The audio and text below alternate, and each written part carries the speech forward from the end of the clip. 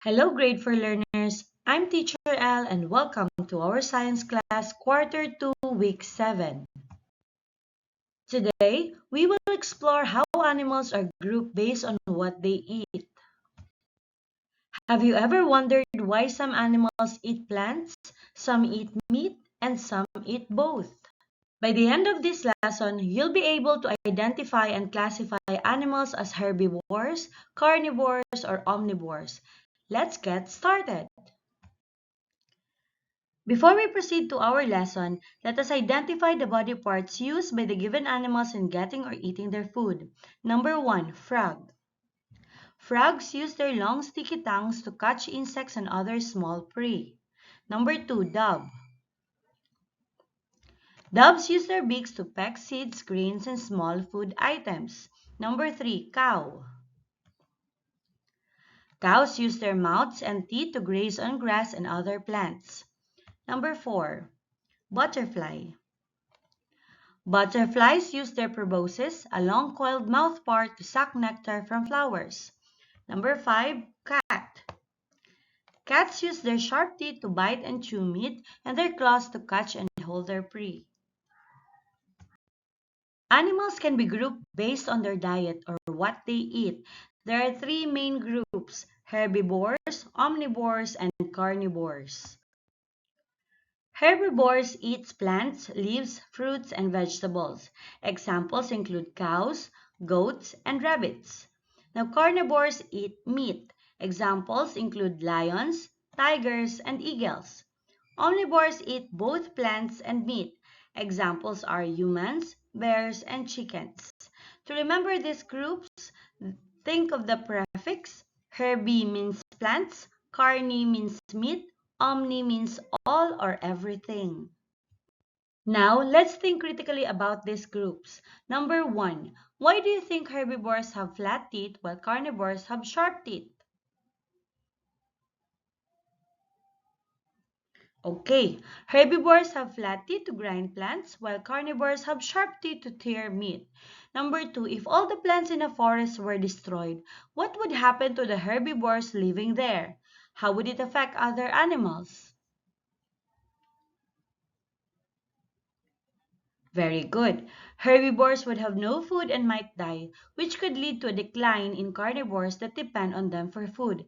This would disrupt the entire ecosystem. Number 3. Omnivores eat both plants and animals. Do you think they can survive better than herbivores or carnivores? Why or why not?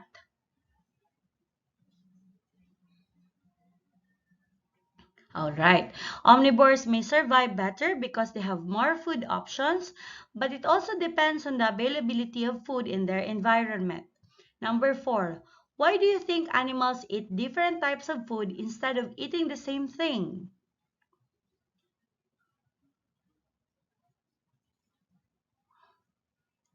Very good. Animals have different physical structures, energy needs, and habitats that determine their diets. Diversity in diet ensures balance in the ecosystem. Now it's your turn to get creative.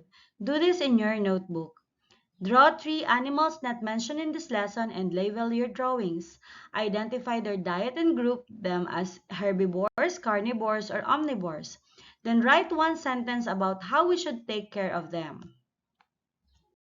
Before we end, here's a question to reflect on. What do you think would happen if an animal's food source disappeared? And how can we help ensure they always have what they need? Always remember, animals play a big role in our ecosystem. So by showing love and care for them, we can help protect our planet. Now this time, read carefully the questions and choose the letter of the correct answer. Number 1. How do herbivores obtain their food? A. By hunting other animals. B. By eating plants. C. By scavenging for leftovers. Or letter D. By consuming both plants and animals. The correct answer is letter B. By eating plants.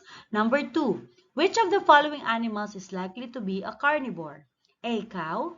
B. Lion. C. Elephant. D. Rabbit.